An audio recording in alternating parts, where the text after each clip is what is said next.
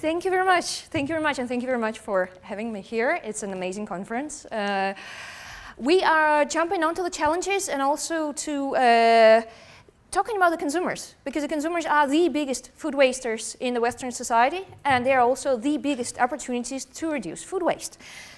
I had already a great presentation by Michiel. I'm the founder of Stop Wasting Food Movement Denmark. We basically mobilized the entire food waste industry in Denmark, and I'm also the blogger on food waste at the Huffington Post. That means if you have any news, please share them with me, because I really need some more inspiration so I can bring them globally. Now, the consumers. Well, we already have a very strict deadline, 14 years. In 14 years, we need to halve our global food losses and waste, 50%. In 14 years, we are very busy schedule. People, the consumers, the biggest food wasters. Of course, people hate food waste. The newest numbers just made by the EDA, the Union of the Engineers, they say that most of the people, they really hate food waste. They say that the food waste is very bad. But what turns out to be that people want to blame others for the food waste. You know, it's not me, it's somebody else, it's not my fault. So people really need to take it quite seriously. And literally, well, what happens, Arash, where is he? He's talking with the French ambassadors, or maybe he's coming here. No, he's not. The French politician, Arash Terambabesh, he actually did ban the food waste from France. Amazing achievement, and now I know Finland is looking at it, Italy has already banned their food waste, Chile is thinking about it. Will it work in Denmark? Do we need a food waste police? No. As you can see here, he's the Minister of Food and Agriculture and Environment, Esben Lunde, and the Minister of Utilities and Climate, Lars Christian Lilleholt, and myself. We just did 14 days ago an editorial, opinion editorial in one of our major newspapers. No, we don't need a food waste police, because you know what will happen when the French law, if it will be in Denmark, charities like, for example, the food bank, they will drown in food. They will suddenly get 500,000 tons of food and do not have any resources or money to put the food to the needy people. So we need to work on other solutions than just pointing fingers and creating a food waste police. Now, what is working in Denmark, it is the media awareness. Tuan, you already told it, the media awareness has exploded the last 10 years, and it is actually affecting people. Now, all that talk in the media actually makes people act. When they see an article in a newspaper, in the Sunday newspaper, about the food waste, they say, okay, they need to do something about it. And actually, you know, food waste is becoming a fight in itself, a national movement. It is becoming a valuable talk and a valuable action. People are creating, this is just to say, leftover recipes from the leftover food, and there's a huge movement going on. It's also we're represented also in the Nordic countries. So you can see, you know, the food is getting value. People who start to get respect for food because they are becoming aware of not wasting food. Denmark's national food waste has been reduced by 25% in just 5 years, according to the Food and Agriculture Council in Denmark.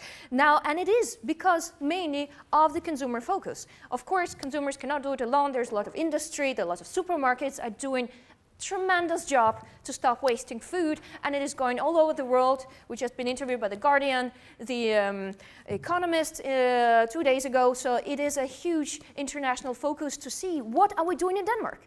You can see in the industry, in the supermarket, the food waste is actually becoming a competition parameter. They are starting to promote and market their food that is about to expire, to sell it at the lower prices. They have the food waste products, for example, the leftover bread chips, which is selling. It's great. And also the single packages meat. So you can see the entire industry in Denmark is actually mobilizing itself because of the movement of Stop Wasting Food and all the other good initiatives as well. So we do not need to have a food waste police, but have we reached our goal? 25% in 5 years, ladies and gentlemen. I would say the truth is still out there. And no, I'm not talking about the X-Files. I'm talking about the unidentified frozen objects. They're living in our freezers, ladies and gentlemen. We still have a very long way to go because we have all those good leftovers and we freeze them down in their freezers, so we forget all about them for a year or two, and then we just take them out and throw them away. So no, we're not there yet. We have a lot of things that have to be done. For example, consumer education, consumer campaigns. You can see we're going out in the media with our chefs and educating consumers in a new and positive ways. Challenges. And what needs to be done? We need to have continuous consumer awareness campaigns, school education campaigns. Jonathan, you already told that. Smaller portion sizes in supermarkets. Lots of single people, they don't need a huge portion sizes. Introducing single item discounts. Remo 1000 did it, and it's quite accessible. Selling the ugly fruits and vegetables and making consumer love them. And also, best before, use by date. You know, best before does not mean toxic after. Educate consumer about the date labels. Small, medium, and large portion sizes in restaurant. Jonathan and Bloom and I, we did an opinion editorial in Huffington Post about it because, Jonathan, as you said, the serving dishes that we use in European restaurants is the size of the plates in American households. Oh my God.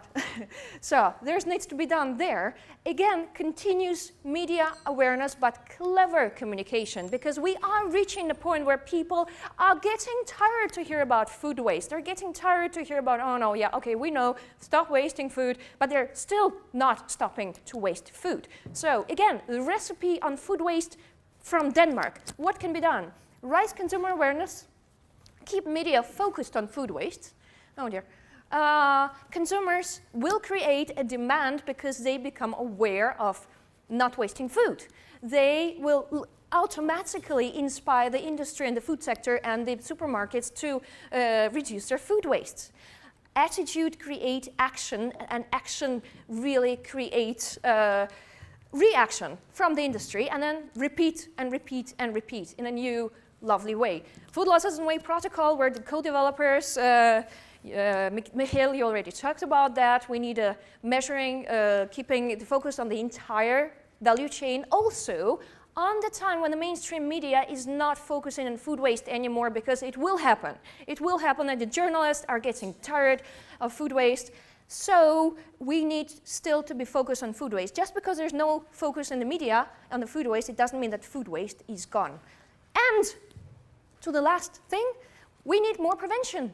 As Tuan already mentioned, prevention and less symptom treatment. Because of course, if we have food waste restaurants and food waste supermarkets, it's a good thing, but they need to have food waste to keep those food waste supermarkets running or the food waste restaurants running. You do not cut the problem to begin with at the roots. We need to make sure that the root is addressed. Otherwise, you know, guys, we cannot cut those food losses and waste by 50% by the 2030, and it's just freaking 14 years if we do not address the root causes. Thank you very much.